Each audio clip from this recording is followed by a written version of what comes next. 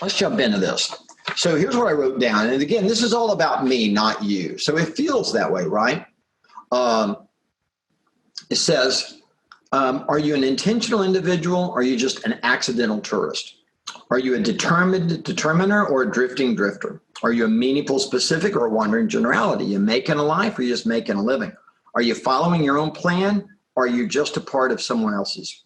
Is the song in your head my way or is it just dust in the wind? Are you using your time to make your mark or just marking time? Are you making time count or are you just counting time, right? And I'll go back to screen save so you can see it on the big screen. Yeah, there you go. Sorry about that. So is the theme of your life no time to kill or is it just killing time? Are you living a life of purpose or are you just living, right? So to be a human means you have a choice. Our first purpose in life is to seek the highest relationship possible. And I say, just say the word omnipresent, right? And that's your spiritual destiny. Your second purpose in life is to bring additional meaning and purpose to your lives. By doing so, take your spirituality to an even higher level, and that's your physical destiny. So your physical and spiritual destinies are just connected, and they're linked, right, to take you to the highest possible human experience level, right? Building a life with great purpose, right? So this is kind of a formula, and you figured out by now that I'm a model builder, and we all have models. Most of us follow models that we didn't create, and right, you're just doing it, and you're not being purposeful about it. And I told you the story of my life so you'd understand that there were a long period of my life where I was very non-purposeful, right? And we all go through that, and then by the way, tag you're it. We have experience, or we end up, taking a class like this and we go, I've now been exposed to it. I've been inoculated, right? I've been infected. I now have heard this and I now realize I have a choice. So here's the formula. And let me tell you a story. Here's where the formula comes from. This formula comes from a book called A Christmas Carol. You ever heard of that book? Charles Dickens, The Story of Scrooge. So here's that story. So, and I'm just going to tell it to you Keller style, right? So Ebenezer Scrooge is this guy. He's the richest guy in town, and he's what we call a Scrooge, right? He believes that everybody works for him and that everything is about him. He thinks that all the money that can be had is his. And he believes that he who has the gold makes the rules. He's a very self-indexed individual. And so he goes to bed one night and he's visited by these three ghosts. And these three ghosts are the ghosts of the past, the present, and the future. And it's his old partner. And his partner comes to him, who's died. And his name is Marley. And Marley comes to him and he says, Scrooge, he says, do not live your life the way I did, or you're basically going to be Scrooged, right? And he sends these three ghosts to try to convince him. And they do. He wakes up the next day and he isn't sure if he had a dream or if it was real. So he runs to the window and he throws it open. He says, boy, what day is it? And the boy says, well, it's Thursday. And he says, no. What year is it? And the boy tells him, and he goes, oh my gosh, no time has passed.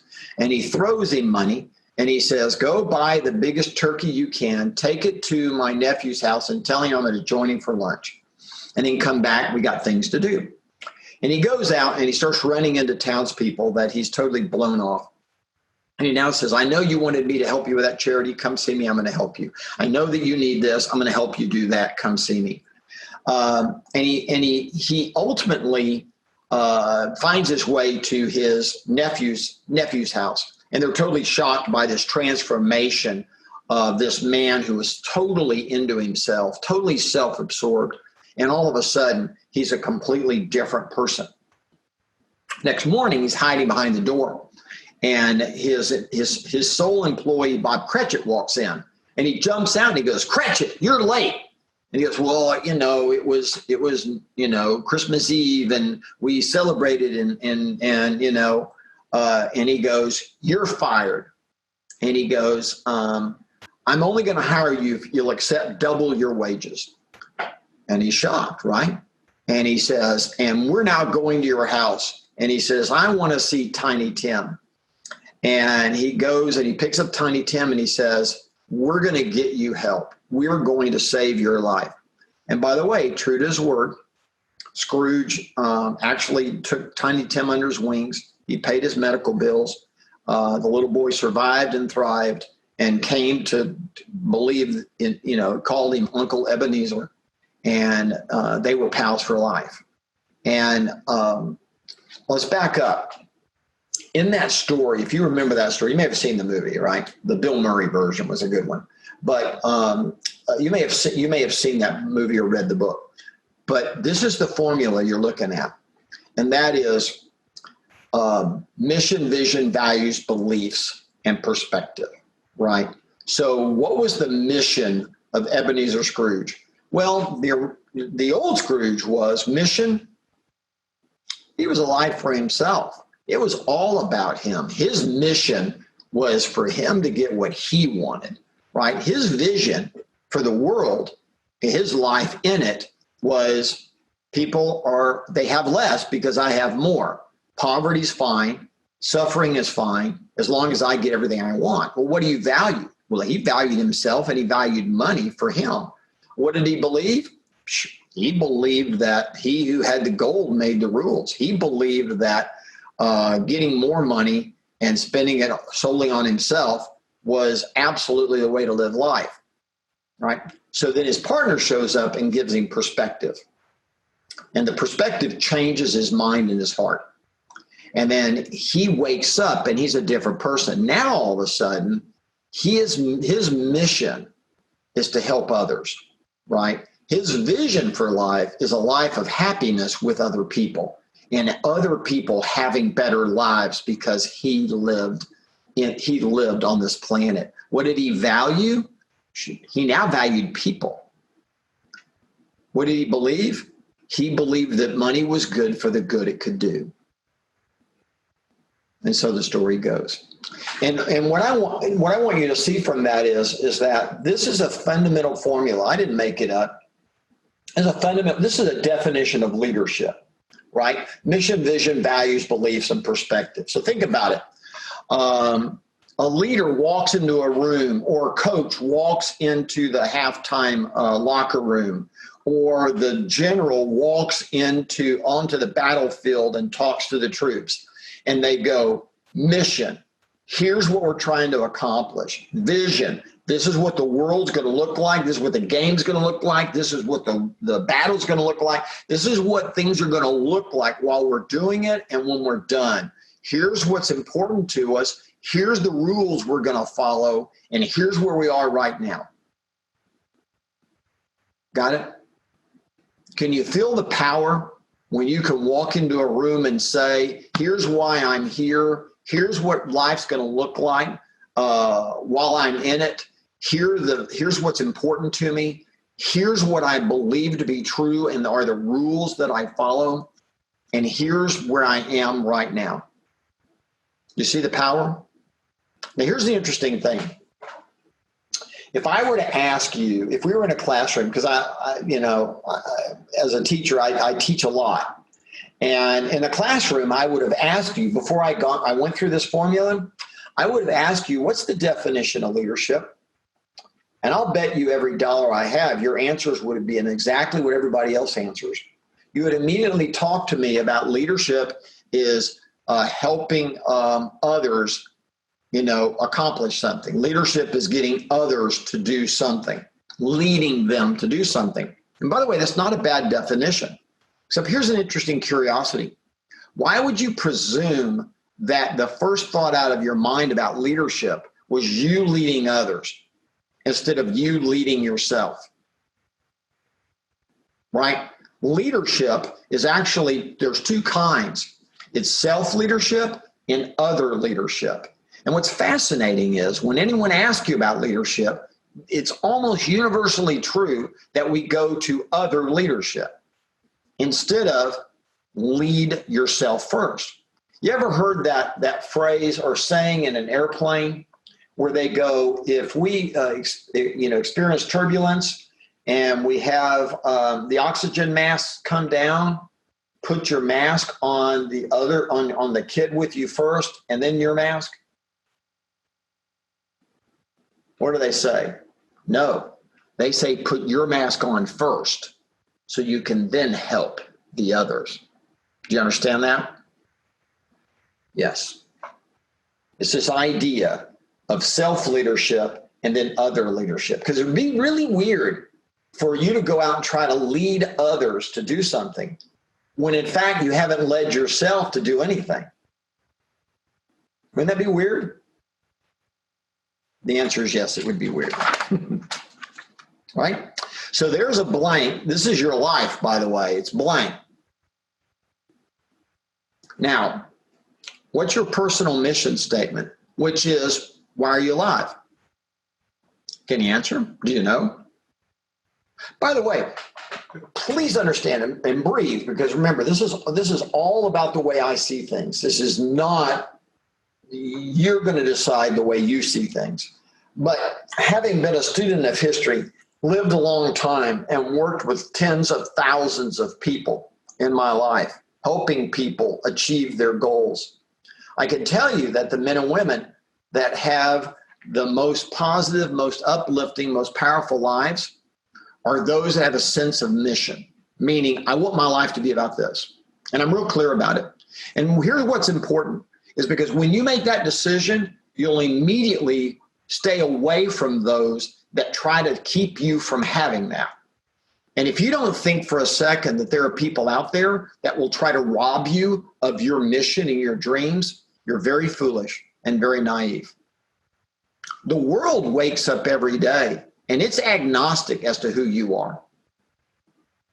It doesn't try to help you. It doesn't try to harm you. It's agnostic. People, on the other hand, there's an old saying that misery loves company. And I will assure you that as you live life, you will discover that there will be more people that will try to take you down than lift you up. There will be people who their first reaction is to make fun. There are people that their first reaction is to belittle. Instead of sitting back with curiosity, they go forward with judgment. That's the first thought out of their head, right? And it'd be really interesting because if you sat back and said, okay, let me ask you this question. Why are you here? What's your purpose? You know what the answer is going to be for someone who reacts like that? Really small. Really small. It's not going to be well thought through. It's not going to be big, right? Their goal is to never get off this porch. Their goal is to never get beyond the yard. Their goal is to live and die within this framework right here. Again, breathe. This is me making decisions about my life. So this is just self-talk, by the way. Got it? Okay. Personal vision is the same thing. So it's mission. Why am I here? Vision. What do I think my life and the life of the people around me is going to be? Because it's not just you. It's what's it like to experience you? That's another part of that, right? What do you value? Do you value lying or do you value truth? Do you value hypocrisy or integrity? Do you value people that belittle others and attack others? Or do you value people that are civil and lift people up? By the way, let me share something with you. You know, the world is going through almost like you're in an interesting time at your age because the world is going through something that it's actually never seen before. Number one is there is a pandemic and it's very real.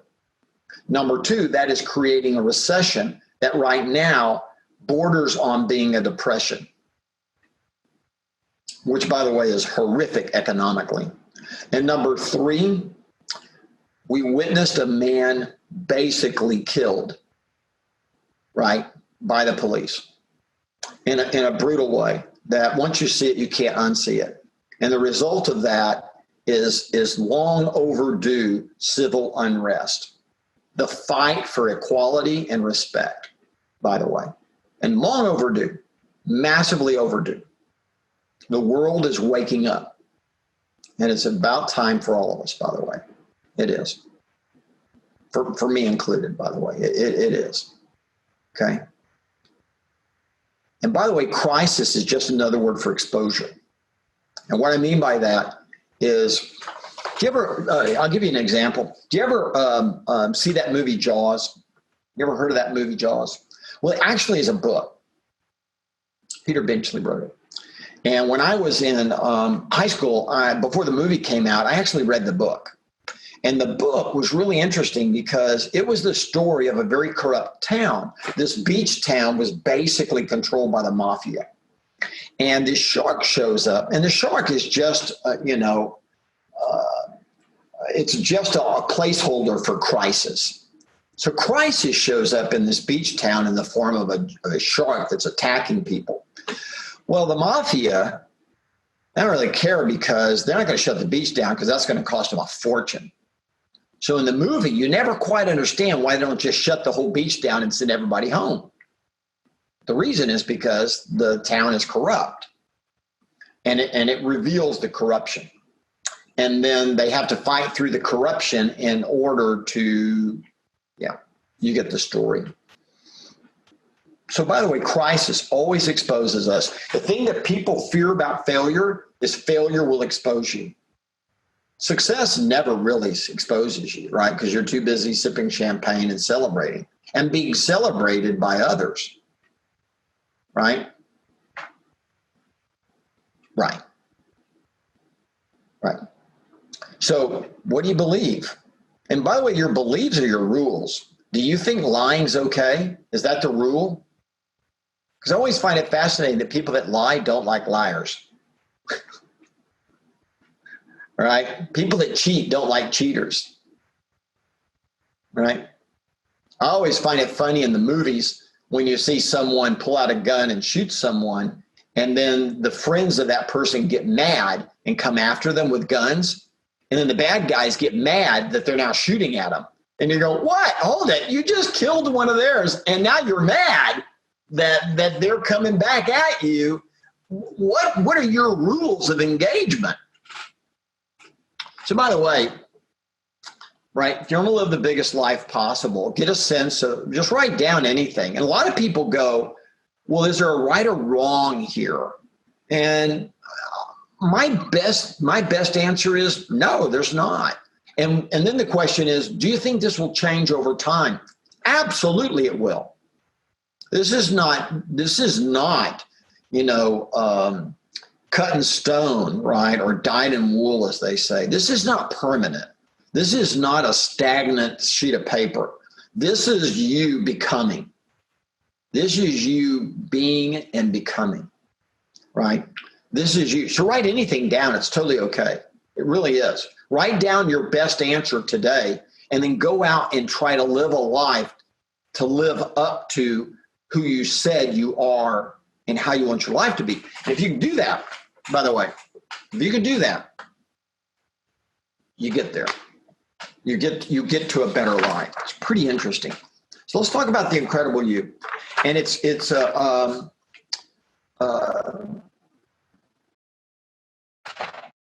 I call it the 6 steps to mastery, which is leading life at the highest level. If you ever meet anybody that is living a really big life, it's because they mastered something. Does that make sense? When you see an athlete in any sport, pick, it doesn't matter, but you see an athlete and they seem to be living a really big life. This is not an athlete who can't play the sport. This is actually an athlete who has mastered their position in that sport, and they've been rewarded for it financially but they've also been rewarded with the satisfaction of having mastered something and achieved something at a big level. If that makes sense, right? You see an actor or an actress that you admire, and you admire them because they've mastered their craft. They're good at it, right? You see a musical artist that you really you really enjoy and like them. It's because they've mastered that. Okay, well, there's a path to doing that. And the biggest lives are lived by people. It takes a long time to master something. So the truth of the matter is that most people never master more than one thing. Now, you can actually master probably 4 or 5 things in your life. And when I mean mastery, I mean you do it at such a level that it is absolutely mastery. You think about anybody that you respect, and I promise you, what you're respecting is that they are doing something at an extremely high level. Because otherwise, why would you respect them? Why would you respect them if they're practicing love at a really low level? What would there be to respect about that? Right? That they practice kindness at a really low level. That they picked a sport and they're no good at it. Right? They play an instrument and they're not good at it. And by the way, the challenge is that you got to pick something before you can master it. So you have to decide. And a lot of people get caught in this game of, I just don't know what to master. I don't want to master. I don't master. Here's my advice to you. Pick something. Start trying to master it. And then what you'll discover, like I did with music, in my case, I discovered I kind of sucked at, I'm an amateur. I'm an amateur. And I realized I was never going to master that.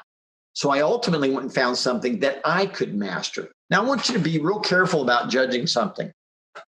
The amount of money that a person makes is not the validation that they're a better person than the other one. Just because someone made more money. Please understand that the mastery of some things pay more money than the mastery of others. Can you absorb that? Does that make sense to you?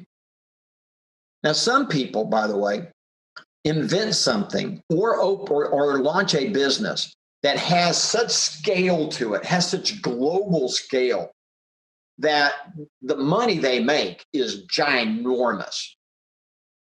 But understand there could be someone right down the street who has mastered the art of baking bread, and yet the way they approached marketing it never made them rich. But they are a master at it, because I've eaten that bread and it's amazing. That makes sense? So be very, very careful about judging money. Now, money will also be evidence of mastery, but it's not the only evidence, is what I'm trying to share with you. Right? Okay. So you pick something, and then if you later decide, that's not it. But here's the thing is, let me ask you a question. If we wanted to start a fire and we didn't have any matches, the only way for you and I to start a fire is we have to go, one way would be to get a magnifying glass, find the sun directly, get some kindling or something, and aim that magnifying glass at it and don't move it. If you move it, a lot of people, let's say we were took a leaf and we were trying to set a fire with magnifying on a leaf, a lot of people's lives look like a leaf with a bunch of holes in it. And the reason is because they never mastered this. So they never set their life on fire. All they did was have a life of a bunch of burnt spots. Okay? That makes sense? And by the way, the only reason why is because they wouldn't just stay on it. And a lot of people go, but what if I don't like it? And I go, look, I'll tell you something right now.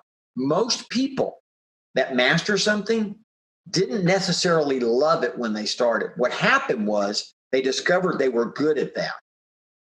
And usually when you're good at something, you end up what? Liking it. Because you like how it makes you feel, and you like how other people react and respond to receiving the benefits of you doing well at that. So then that rewards you, and you go do, and you get better at it, and you get better, and you get better at it. Right? That makes sense? I wasn't great at music. I was good. I was, and I am good. And I play in a really big band, and most of the people in my band are all professional musicians that are just amazing. And I'm okay. I carry my weight within the area of it. I'm okay, right? And I have a lot of fun. And so I realized I would never be able to be a professional musician who anybody would want to listen to. But on the flip side, I could be good enough to be part of a professional team that could actually go and make really good music. In fact, one of my favorite bands that I grew up with, that my rock idols, a band called the Doobie Brothers. And you may never have heard of them. You may have heard of some of their songs, but you may not have heard of them. But they're called the Doobie Brothers. They're really amazing. And my band actually opened for their band once. We just played before they came on. And these guys, have been making amazing music since they've been the early 70s. And so fun, because backstage I run into them and they go, "Man, you guys are good. You should take this on the road." Probably the best moment of my life when they said that. Now, by the way, they weren't talking about me. They were talking about the band, right? But anyway, I went on to become good friends with them, by the way. And we're very dear friends. So here's the question. How do you get to the highest level possible in life? Number one, you commit to mastering something. That's what you do. Number two, you focus on the 20% that matters most. We'll talk about that in a second. Number three, you move from E to P on that 20%. Number four, you make being learning-based the foundation of your actions. Number five, you remove your limiting beliefs. And number six, you be accountable and live its cycle. Okay. Now, hang in with me on this. This could, I don't want to put you to sleep. I don't want to bore you. So I'm going to go fast, but I just want to make a point about this. Now, we're not going to be talking about, you're going to have to hang in there with me, because we don't get to the money, about how to actually make a lot of money. We don't get to that until tomorrow morning. So you're going to have to hang in with me if you want to hear the secrets to that. Okay. All right, so self-mastery. So mastery is the process of achieving great techniques, skills, and habits that make one a relative master of something, right? Yourself. So self-mastery is you've followed the process of achieving great technique, skill, or habit that makes you a master of that thing. And here's the really interesting thing. Look at the bottom here. It says a white belt at some point knows exactly what a black belt knows. Did you ever think about it that way? In other words, an amateur musician at some point knows the same scales as the amazing musician. The only difference is that the black belt, or the master of it, is just further along the path of mastery. That's all. That's all it is. Right? So what's the 80-20 principle? So in my mind, if you only got one thing from this conversation, I want you to get this. You with me? And here it is. So stay hanging there with me. We got about 45 minutes left. So the 80-20 principle is literally one of the most important principles in life itself. Right? So here's the truth. There's a pattern, listen to me. There's a pattern of predictable imbalance in the world. It's called the 80-20 principle. And it's the principle of the greatest outcome for time and effort expended. So here's what happened. So there was an Italian. His name was Pareto. And he was an Italian economist. And he discovered a pattern. And it was that 20% of the people in Italy had 80% of the money. 20% had 80% of the money, you guys. So then, by the way, he spent the rest of his career studying that in Italy and other countries. And guess what? It always proved to be true. It always proved to be true. All right. So here's what he noticed. He noticed that there's a consistent mathematical relationship between the proportion of people as a percentage of the total population, the amount of wealth. So 80% had 20%, 65 had 10% had 65, 20% had 80, 5% of the population had 50% of the wealth. It was predictably imbalanced. Now, be honest. Did you actually know that? This has been true all the way back.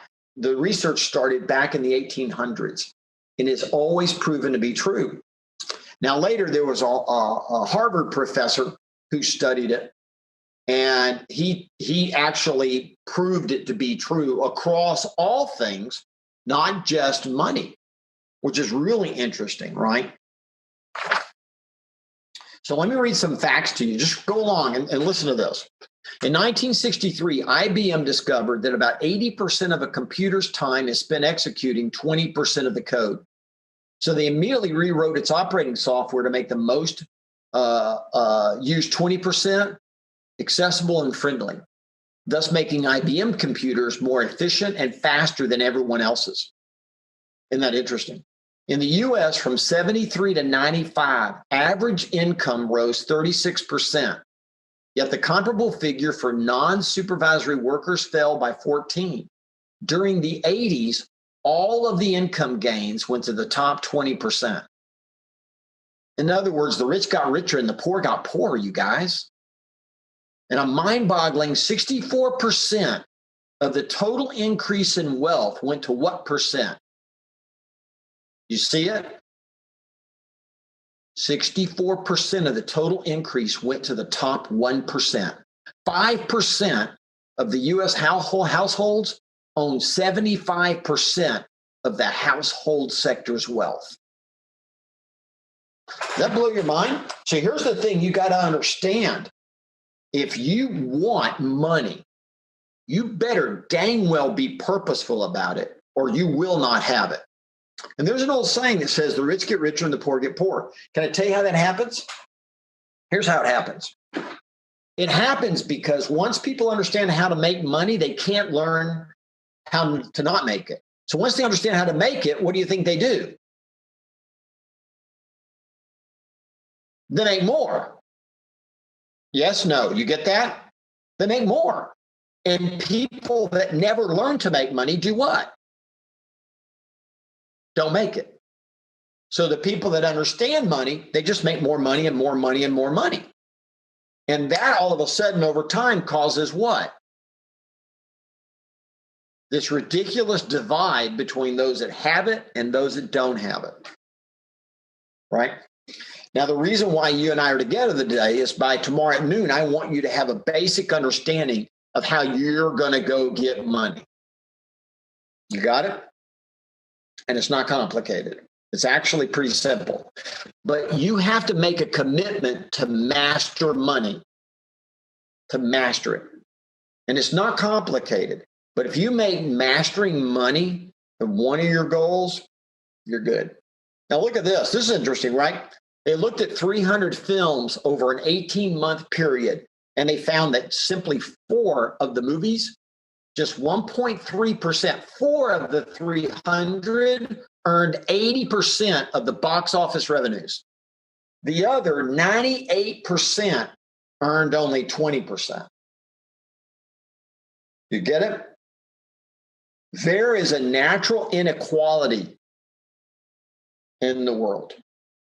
And if you don't learn to fight through it, you become a victim of it. And you got to hear it, man. You just got to hear this. The bottom line is the 80-20 principle always reasserts itself. In other words, if you don't learn how to break the cycle, it happens naturally. Now, the reason you master the basics is the basics are always the 20% in something, no matter what it is, right? So look at it this way. This is kind of interesting, right? 20% of the products of a company, right? 20% of the products create 80% of its profit. 20% of the things you do gives you 80% of your results. So all of a sudden you look up and you go, oh man, this is actually simpler than I thought. All I have to do is figure out what the 20% is and give that 80% of my time. You hear what I just said? If you make a list of 10 things to do, they're not equal. And what people that succeed at high levels at anything, they put in the time on the 20%. Bam, bam, bam, bam, bam. They put 80% of their time just on 20%. So if the list was 10 things, they spend, and it was 8 hours a day, they're going to spend almost 7 hours on just 2 of them. Now listen to that. You got it?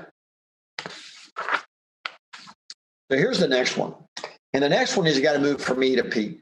And it's a real basic idea. And that means you go out in life and just doing natural things, right? With energy and drive, excitement, enthusiasm, positive thinking, right? Effortless, it's natural, right? You're very entrepreneurial and you go out to do something and then you hit a ceiling, meaning you just hit it, man. And that is the way you're doing it. You don't get any better than that. That's just the way it is. And you get and a lot of people get disappointed. They resign. They look for greener pastures. They go do something else. And they pop up and they have some success at it. Then they hit a ceiling. And then, of course, it falls off. So they have this. So a lot of people in life actually hit a fundamental ceiling and they never rise above that ceiling. Do you hear that? You may know someone who's hit a ceiling. You may have hit a ceiling. Okay, so here's the trick. Everybody hits a ceiling. Everybody. I use the example of me and a hammer. I hit that ceiling early, right? You give me a hammer and I'm useless with it, right? I'm not skilled with it, but I'm not passionate about using a hammer, so I didn't master that skill, right? Right. Okay. But when you find something that does matter to you, whether it be a relationship, whether it be a skill, you want to break through the ceiling, you guys. You want to break through. And how do you do that? It's easy. It's easy. You focus, right? And understand breaking through a ceiling is doing what comes unnaturally. See, a lot of people only do what's natural, which means they hit a ceiling, and some people, their ceiling is just high enough that they go, wow, man, I'm naturally good at this. But I want to remind you of something.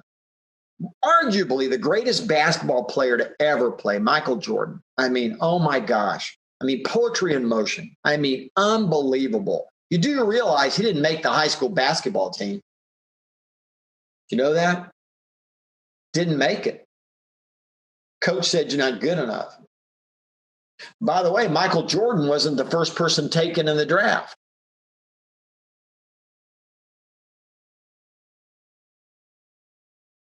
What did he do? He worked harder. He focused. He said, I'm going to master this. I'm going to master it. Right? It's really that simple. That is, when you hit a ceiling and it doesn't matter to you, just say tubula boobula and don't try to get better because it doesn't matter. This doesn't matter. And you're not going to master many things in your life. You can be really good at stuff. Don't get me wrong, at a lot of things. And life is fun when you're good at a lot of things. But success, immense success, only comes when you make a decision to master something. Because the world will be the path to your door, and they will want to watch you do that, or they will pay you for the product or service you generate because you're the master of it. Right? Think about it. When our firm goes to hire computer programmers or designers or engineers, do you think we want to hire people that haven't mastered that? I can just see that ad. If you haven't mastered it, please apply for a job because we want to build average software. You think that's what Apple, that's the ad? You think that's what Google, you think Facebook became Facebook because they said, yeah. If you haven't mastered it, you should come here because none of us have mastered anything. And then you think that's how Twitter gets built? Do you think that? No, it doesn't work that way. It doesn't work that way. You want the life that you deserve to have, just master something. And it doesn't matter what your position is in life, doesn't matter where you came from, doesn't matter where you are today. You just pick that thing and you master it. And you watch what happens to the world. You just watch it. The world becomes very different. Kobe Bryant. Kobe Bryant, without a doubt, one of the most magnificent basketball players to ever play basketball. By the way, they tell a story about him. And there was a famous basketball player that was also very good. And his team was playing the Lakers. And he was going to come out on the court and get in some extra practice before the game. And when he came out, Kobe Bryant was already on the court practicing. Now, this is, again, one of the most amazing players to ever play basketball. And he's out on the court practicing, and there's no one else there. No one else on his team is practicing. It's just him. And he's the best on the team. There's your clue. Well, this guy, he comes out, he sees Kobe practicing, and he goes, wow, I want to understand this. So he went out and he started practicing. And man, the practicing just went on and on and on. And Kobe never left the court. Finally, the guy was exhausted. And he finally just quit, took his shoes off, went in, got ready for the game. After the game, Lakers won, by the way. After the game, he runs into Kobe. He says, man, I just got to ask you, I was out there practicing with you. When were you going to stop? And Kobe said, after you did. After you. He said, I was worn out, but I wasn't about to walk off that court before you. Guys, in that right there is genius. That was the genius of Kobe. It was the genius, by the way. Now, the question I ask you is, do you have anything that you talk like that about? If you do, your life's going to be different. If you don't, your life is going to be different than you hoped. Okay?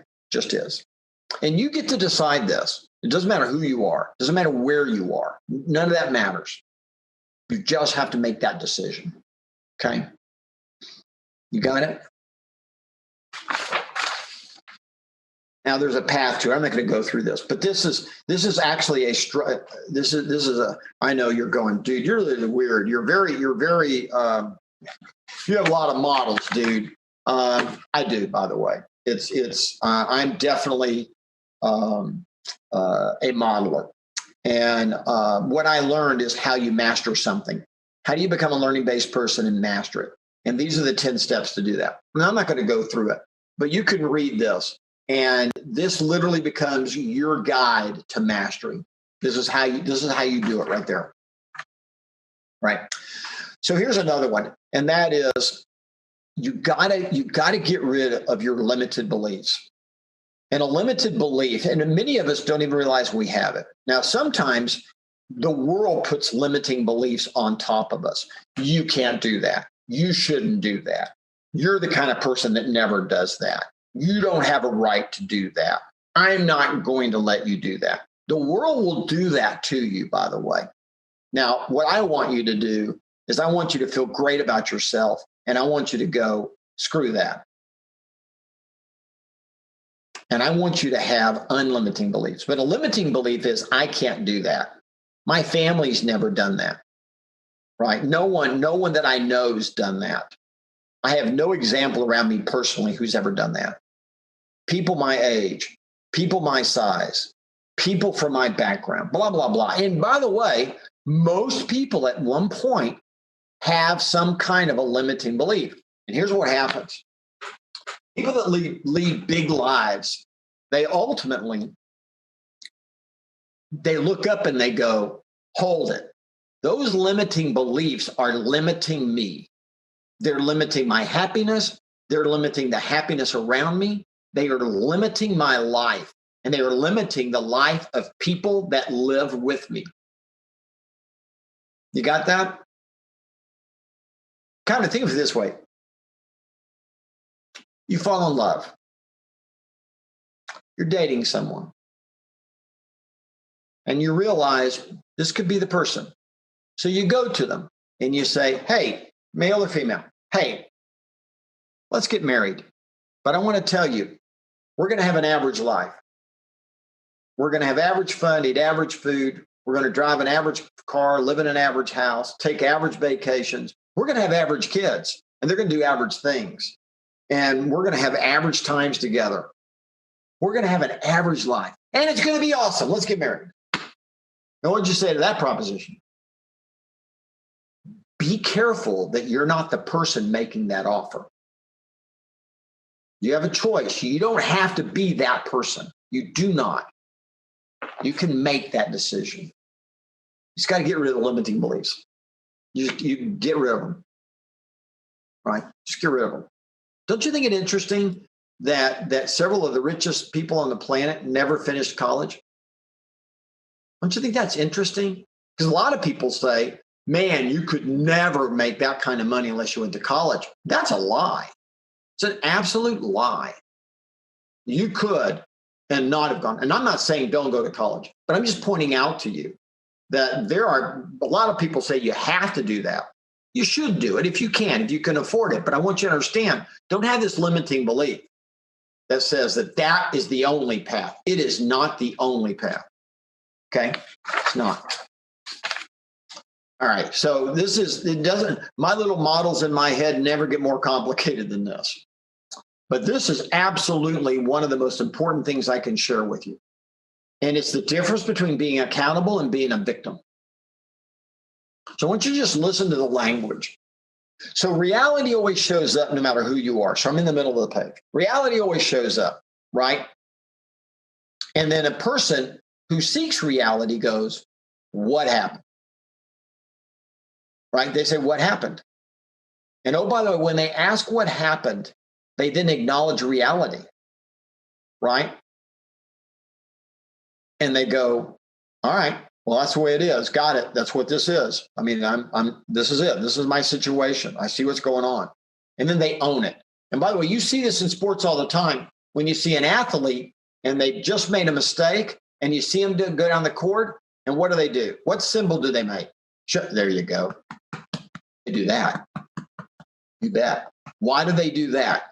Because they're an accountable person. You love it. You love it when you see an athlete go, my bad. And the reason is because they've just identified they're an accountable person. Guys, I know I messed up. I'll do better. They own it, right? Right. And then, and listen to the language. I got to do something. This is my responsibility. And by the way, that gives them energy and focus.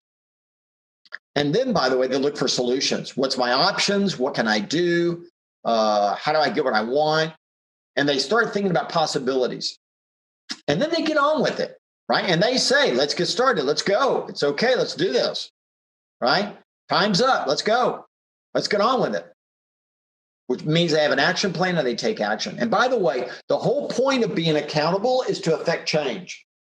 Accountable people are accountable because it's only through accountability to an outcome that change actually happens in life. Now, let's flip it.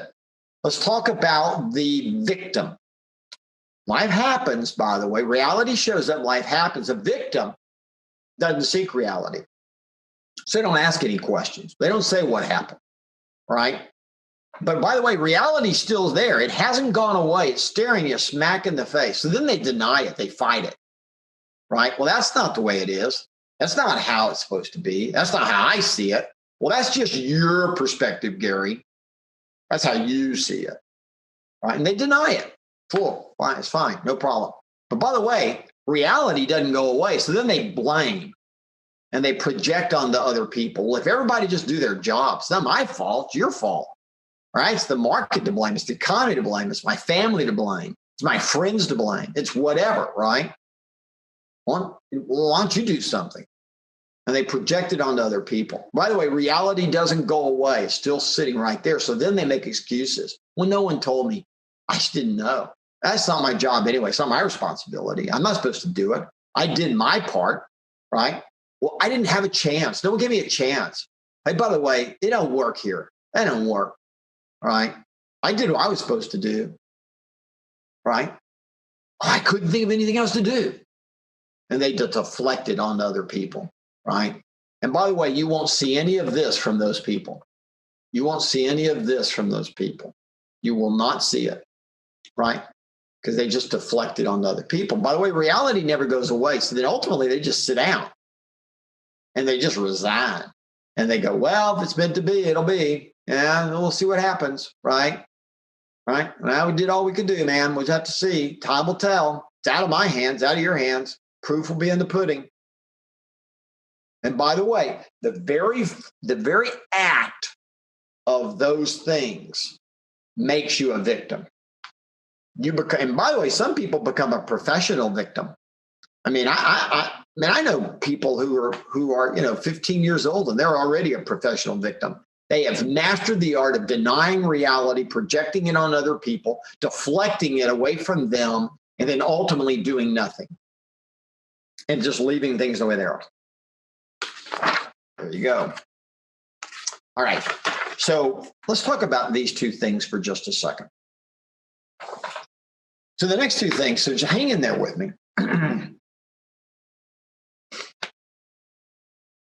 Awareness is a really good thing. So I want to introduce behavior to you real quick, okay?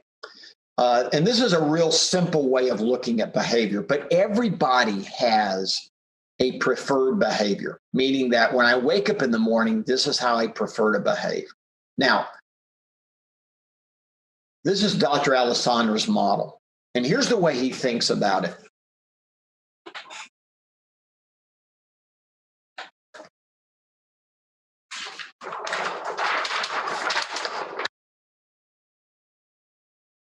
This is the way Dr. Alessandra would explain it to you. He would say this. He would say that there's two broad traits, and that is how you deal with relationship and how you deal with tasks. Okay. And then he would say it's a 0 to 10, it's a 0 to 10. So what he would say is that a person, and that is, and I'm going to use 0, but no one's a 0, by the way. But they're going to say on relationship, if you have a low score here on relationship, it simply means that you don't have the need to be around a lot of people. On the flip side, if you're up here and you're a 10, that means that you wake up every morning and you immediately go, who am I hanging out with today? Who am I going to see today? In the workplace, or in school, we see it as the person going around going, hey, where are we going to lunch? Hey, where are we going to eat? Or after school or after work, they go, hey, what are we doing? What's everybody doing? Where are we going? Where are we going this weekend? What's happening? And it's neither good nor bad, by the way. There is no success behavior. There's no bad behavior. But understanding who you are is a really important thing, right? A person down here wakes up in the morning and their first thought is, who am I going to see? Right? And this doesn't mean they don't like people. They simply just don't wake up and think that they need to hang out with people. Over here on this graph, this is, I want to do tasks fast. So this, by the way, is fast. And this person does it slow. So this person says, hey, we need to go now and do this. This person says, we need to slow down and do it right. This person says, hold it. We just need to get it done. And they go, yeah, but you don't want to do it wrong. And this person says, screw that. I just want to get it done. Let's get it done. And by the way, there's no right or wrong. But let me tell you something. You get on a plane and the pilot says, hey, I think if I speed this up and I throw your luggage off, we can beat my best time. So you guys strap in. I'm going to see if I can fly us faster. Now, if you're on that plane, would you go, woohoo? Or would you go, wait just a second? That could be dangerous. I may want to get off. And oh, by the way, is that my luggage that I just see flying out the door? You get my point? And over this one, this person walks into a room and says, people. And they immediately go find their chair and they sit down. They start doing something. Sometimes they're even faking doing something because they just don't want to hang out with people. Doesn't mean they don't like them. They just don't have a need to do it. These people walk into a room, attend, and they go, people, this is awesome. Hey, and they may never have met you. And they just turn around and start talking to you. By the way, it doesn't mean you don't like people here. It doesn't mean that they love people any more or less than you do if you're here. It just means that they have a need and a desire to meet and hang out with a lot of people. So they behave in a manner that encourages that. People that don't have a need to be around a lot of people, they naturally behave in a manner that doesn't encourage a lot of relationship. Does that make sense?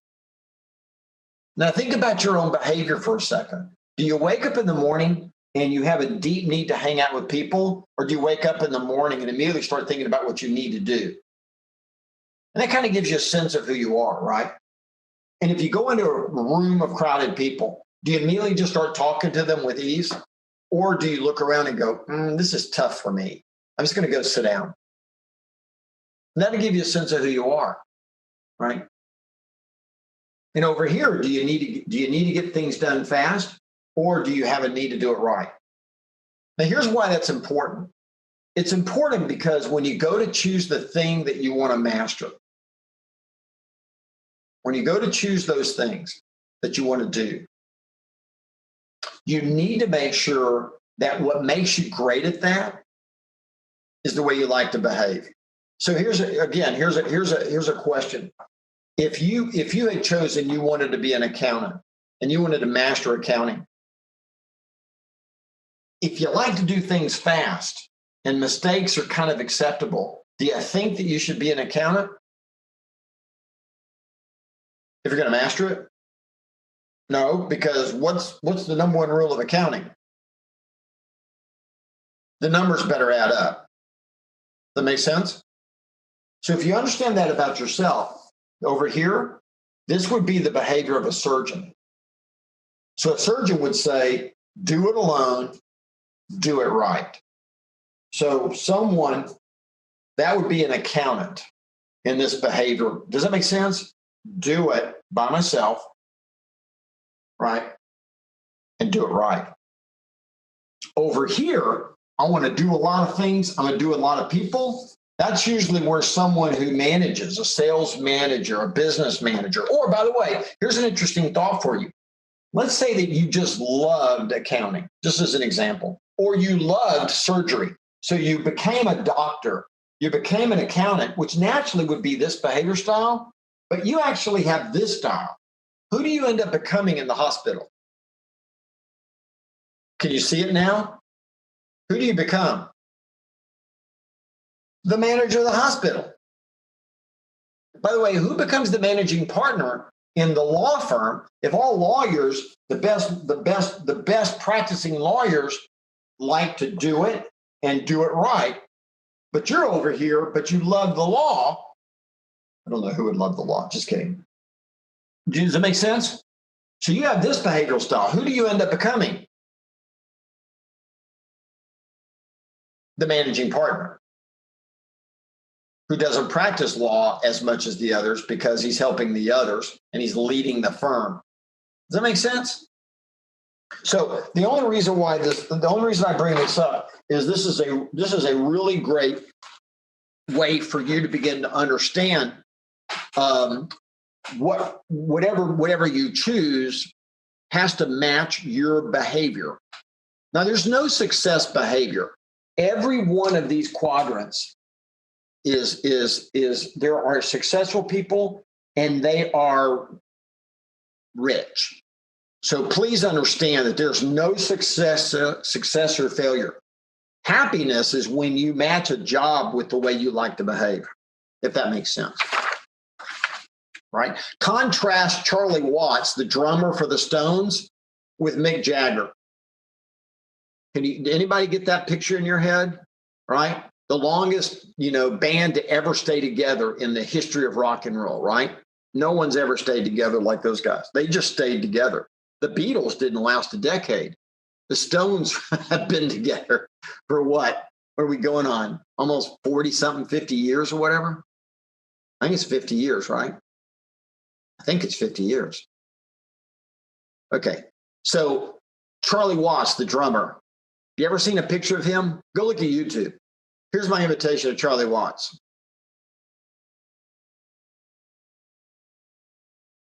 What's your invitation to Mick Jagger? You get it? And by the way, they're both necessary in the band. They're both necessary. You get my point? All right. So here's the next one. So this is, again, we'll go fast on this. But this is this next one is, so it's how we behave and how we think. You with me? This kind of makes up who you are, how I behave and how I think. So I didn't create these. That was Alessandra's behavioral model. This right here is Edward de Bono's. He won a Pulitzer Prize for his work, by the way. So this is just not poppycock. This is serious stuff. But it's if you want to think the best, a lot of people think that the way they think is the best. But can you sit back for a second and just meditate on that and realize how stupid that sounds? Unless you're a genius. So let me back up again. Elon Musk, he's a genius. And the way he thinks, he's a genius. Make no mistake about that. Absolutely. Right. Steve Jobs was a genius. The rest of us, me included, by the way, I'm not a genius. But by the way, I can make decisions like a genius. How about that?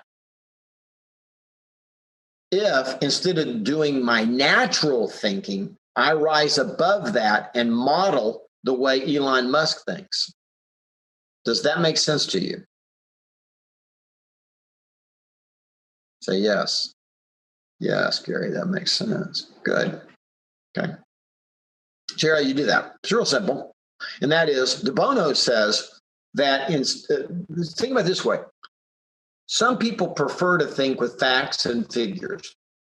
He calls that a white hat, right? Put on your thinking hat. He calls it a white hat.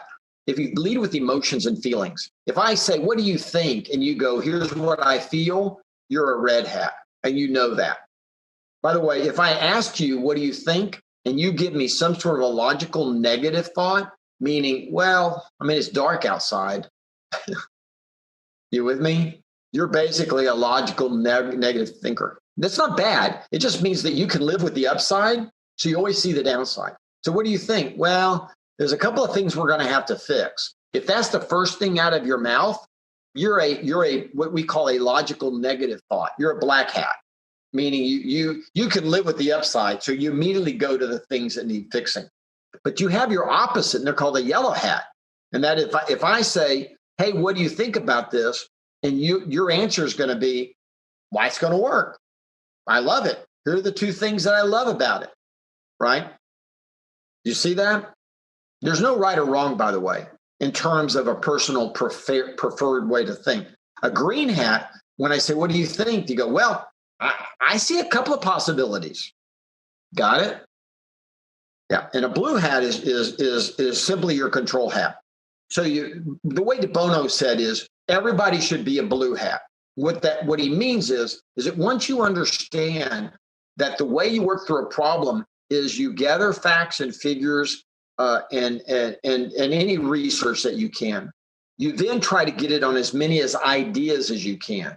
So you have the ideas, then you get the research behind them, and then you look at the pros and the con. I mean, the pros and the cons, the positive and the negative. and then you get in touch with how you feel about those, what do you think is going to happen to your decision making, you guys? You're just going to go up?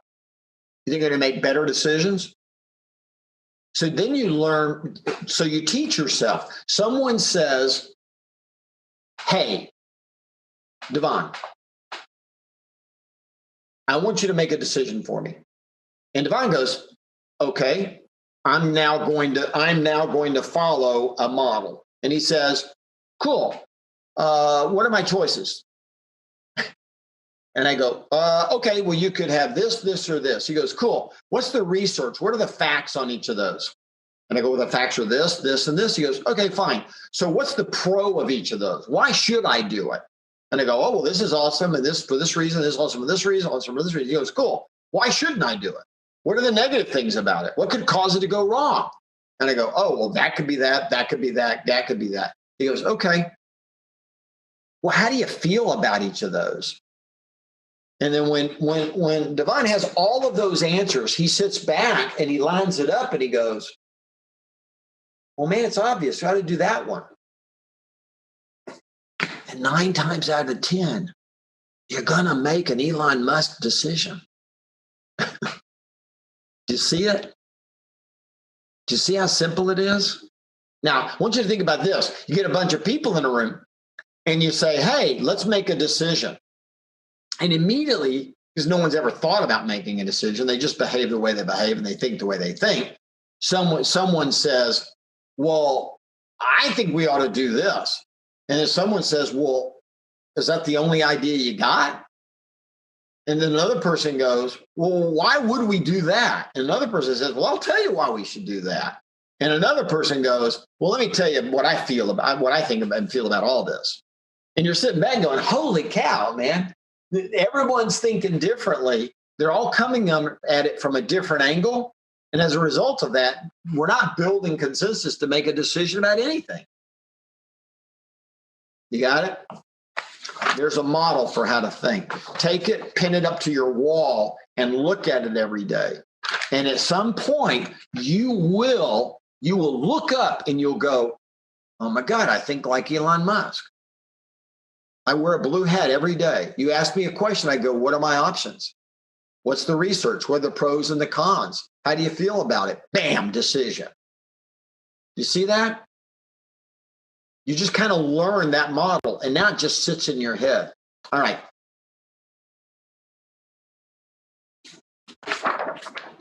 So put it all together. So here's how I kind of way I think about it. And that is you wake up in the morning, just start down here. I know this looks complicated. It's just a journey. It says you wake up in the morning and you have a self-image, right? Based upon that image, you acquire your mission and your vision, your values and your beliefs. And then at any point in time, you judge where you are. And that leads to a current way that you think. And based on that level of thinking, you then turn around and you approach things with your current level of understanding about 80-20, E to P, learning based, right? And you might look up and say, hey, I'm going to master something. I'm going to focus on the 20% that matters. I'm going to move past what I do naturally to what I do purposefully with it. I'm going to be learning based and keep learning how to do it better. I'm not going to be held back by limiting beliefs, and I'm going to be accountable to results. You see that? Versus another person who goes, I don't care how I do it, and I'm just going to do whatever I want to do. And if I hit a ceiling, fine, that's fine with me. I don't really care. And I already know everything I need to know to do it. And oh, by the way, I mean, I'm never going to be any better than that. And I don't care what you say. I mean, I'm happy with what happened, and I don't need to change anything. Sound familiar? Now, I'm not saying that you think that way, but does that sound familiar to you? And then, by the way, based upon all of that, you develop habits. And those habits and then those relationships that you attract, because remember something, you attract relationships to you, you guys, based on all of this. And you either attract people that will lift you up or tear you down. You will attract people that will pull you up or they will hold you down. And if you don't understand that, you're very, very naive.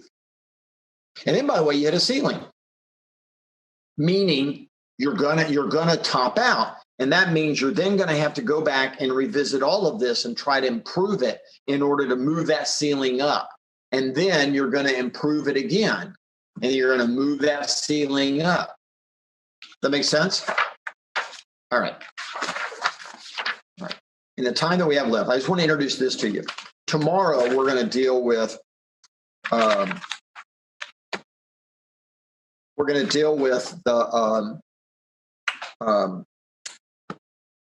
6 areas of discipline, if you will. And I'm going to make an argument to you that it takes, basically, your life is determined by 18 habits. I know it sounds like a lot, but it's not. It's just 18 habits. And I think it'll make sense to you. I think it'll make a lot of sense to you. And then, by the way, we're going to flip it. And we're going to talk about the 5 relationships that we have in our lives that determine our lives more than anything else. And then we're going to leave that, and we're going to spend 30 minutes on how you achieve. And there's a formula for achievement. So we're going to go through achievement. And then, by the way, we're going to end the day, the last hour. So no matter where we are in the last hour, we're going to flip gears, and I'm going to stop. And we're going to talk about money. So I'm going to spend the last hour talking to you about money, how you make it, how you lose it. And it's not complicated, just so you know. It's really simple. And I didn't grow up with money. My parents were school teachers. I never understood it when I was growing up. And my dad didn't make money. He didn't make a lot of money. And by the way, he didn't study money. And after he retired, he lost all his money. It's horrible. It's horrible. I ended up having to buy a house for my parents to live in, my sister and I. It's horrible. I don't know what happened to me, but I met someone who got me interested in understanding it. And I wrote about this in my second book, The Millionaire Real Estate Investor. And he was a college buddy of mine. And he and I used to meet once a month for breakfast. And he educated me about money, and he changed my life. He passed away from a brain aneurysm. But what a great guy. And he literally opened my eyes to the simplicity of money. And I promise you that by the end of tomorrow, you're going to go, oh my gosh, that's so cool. That is not complicated. Right? Remember, none of this is complicated, you guys. It's not complicated. Right? It's just simple models, and you grab them. And a lot of people go, man, it's overwhelming. It's so much. What do I do? And tomorrow I'm going to tell you how you assemble this so it's not overwhelming. Okay. All right. It is right on the hour, and I promised you that I would let you out on time. So we're done. I hope you enjoyed it. I hope it was meaningful to you. Get some rest. This is mind numbing. Trust me, it's mind numbing, and it's as numbing to me as it is to you. You with me on that? And remember something else. I'm a lot older than you. I didn't know all this at once. So me sharing all this with you at once it's not intended for you to go do it all. It's for you to be aware of what it all looks like and what you're going to experience over time. Got it? All right, I'm out of here. And I will see you tomorrow. Thank you, guys. Bye-bye.